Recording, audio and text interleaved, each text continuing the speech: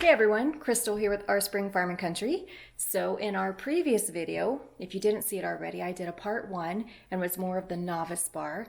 We created a confetti type design inside the bar along with the heart embed, and we simply did that with a cheese grater, grating up another bar I wasn't using and simply mixing it into the batter, and it creates a fun design. Now in this one, we're going to do a little more advanced technique. We're going to also use a hanger swirl.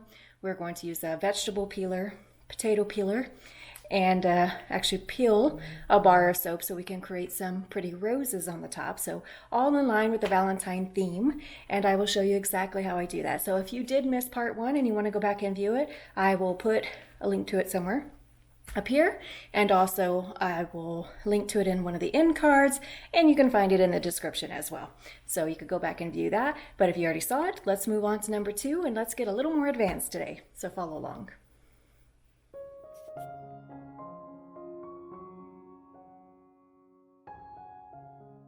So let's start with the roses. So I simply use an old bar that I had. It's a red and white bar. It's that dreaded meat bar that I made before, so it's not very pretty, but it's very multifunctional if you want to use it in another batch.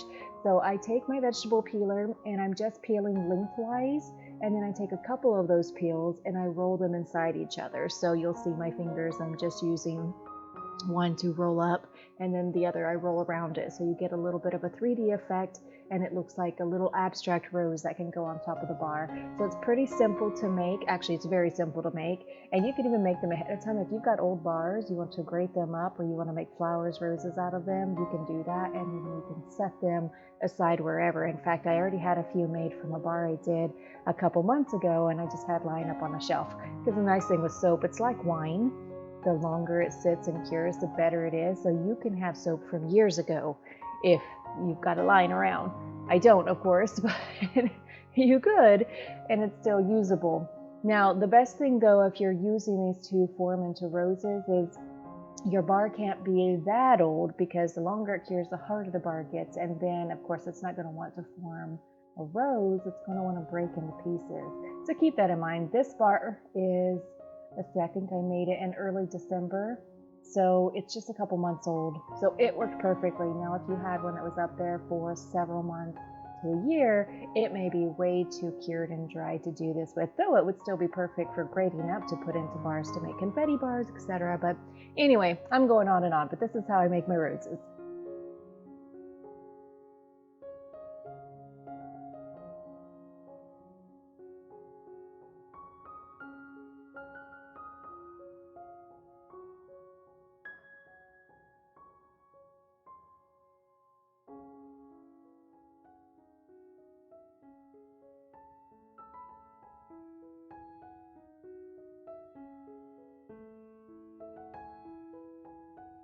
Once the roses are finished, I just set them aside for now, and then I'm going to grate up the rest of the bar, or part of the bar, so that I can form some little tendrils. I'm actually going to put it on top with the roses, some just little pretty soap tendrils to go around the roses. You'll see the effect at the end. It's very pretty.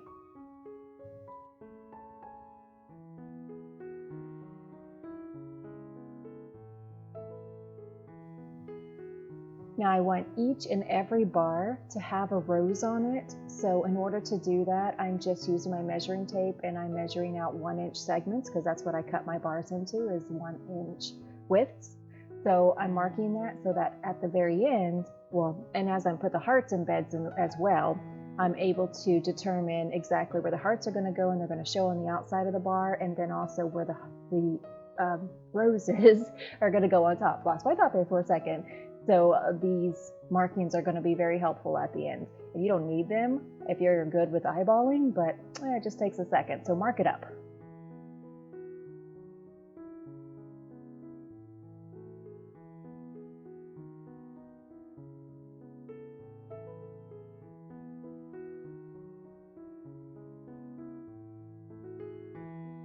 So now that the prep work is ready, as you see, I got my gloves on now, because now it's time to measure everything out. So I've got my hard oils melting over in the pan, and I'm sorry you can't see that on camera, but it's over there. I don't have a microwave, I don't own one, so I have to do it the old-fashioned way in a saucepan. But I'm getting my goat's milk measured out, lye oils, getting colors ready, scents ready. I'm getting ready to actually dive into this bar now.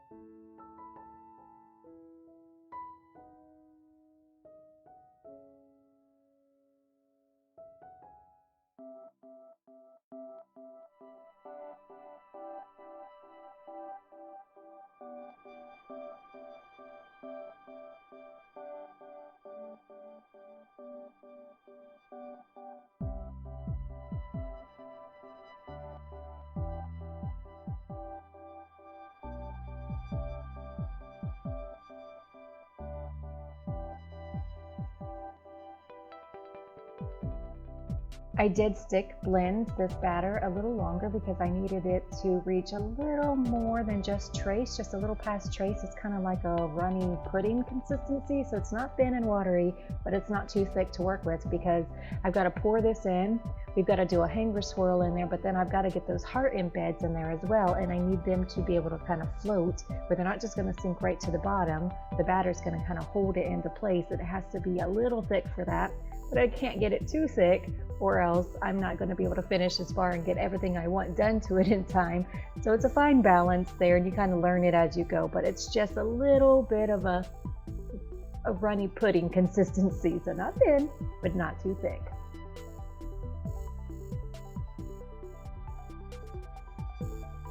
Now for the hanger swirl, I first started simply with the drop swirl. So I poured that pink in, I added a little more white on top of that because as it compounds in there, it kind of gives it some layers. And then I'm simply putting my hanger in there, and I'm going not all the way to the bottom, but about 2 centimeters up, and then pulling out, but not all the way through, about halfway and then up, and then I go back in again, come up a little bit further than I was last time and do the same thing. And I do that a few times because I just want some wispy waves in there. I don't want a big design because the heart is going to be the focus. I just wanted some pink wispy swirls around the heart. Now for the star of the show, which are the hearts. So again, I showed how to make these in my previous video, so you could go back to part 1 if you want to see that. But now I'm putting them inside the bar itself, and they do get a little slippery. So I had to use my stainless steel chopstick to keep them upright and then kind of guide the line as I went down. Now they do make loaf molds where you could pour your batter in. It's like a tube shaped as a heart, and then you can just open up and you have this long heart mold that you can set down in there, and that would have been perfect, but I don't have one. So I had to make them individually and just guide them into a line down there and make sure that you could see a heart inside every single bar that this is going to make.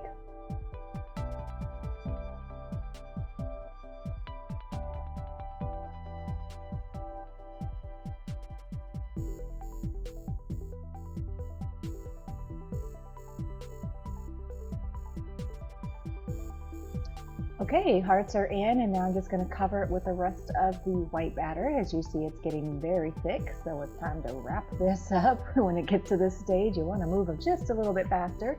So I'm going to get it covered up. I'm going to bang it down to get any air bubbles that might have been trapped in there. And then I'm going to use some of the remaining pink and just splatter that on top so I could give it a little cool, pretty, feminine design at the end. It really goes along with Valentine's Day. Then, of course, I'm going to place those roses and the tendrils around them. I'll zoom in a little so you can see those better when I get there. But yeah, I think this one's going to turn out really pretty.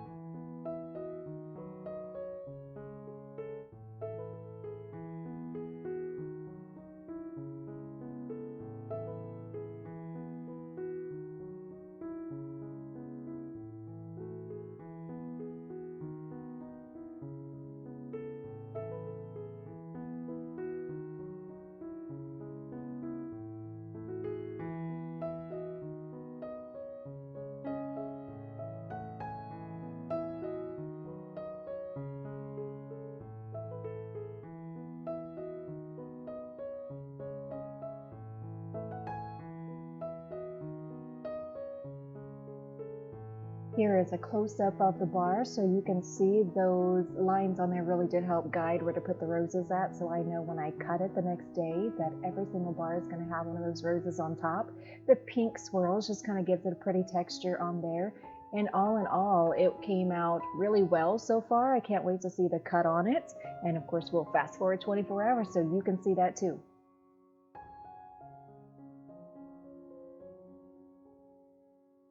Okay, here we go. So again, I am using each rose to be my guide. So what I'm doing, I know it looks like I'm taking a little bit of time, but I am making sure that those wires line up perfectly so every bar will have that pretty rose on top and will be a complete Valentine bar.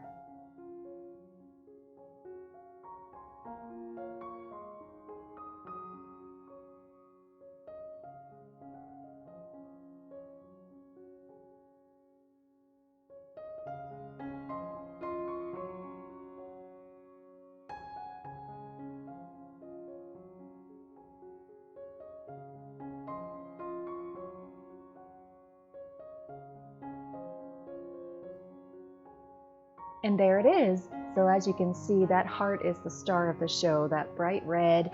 And then of course you see the pink from the hanger swirl around it into the creaminess of the barb itself, those roses and tendrils on top. I say it's a very romantic, delicate looking bar. I don't know, it's one of my favorites for sure. I think this will be a staple every year for Valentine's Day, but I am extremely happy with how this turned out. You know, in part one, we did more of the confetti style with the heart embed in there, and I kind of placed them here, there, and everywhere to be kind of whimsical, and it was very pretty as well. This one's more of the just romantic type bar, I guess. And of course, I had scented it in with the French mimosa. I can almost speak. The French mimosa and jasmine has a little lavender in there, so it's a very floral, pretty smell. So I don't know, as a concept, I think it all came together. So I'm very happy with this bar. But what do you think about it? Tell me in the comments below what your comments are on this bar. If you'll try to make a bar like this, or if you've done like a cold process embeds, those are very fun. I would love to hear about yours and anything else you would like to share with me. So thanks so much for watching, you guys. This one was very fun to make, the part one and the part two, and I can't wait to see what I come up with next. Have a great week.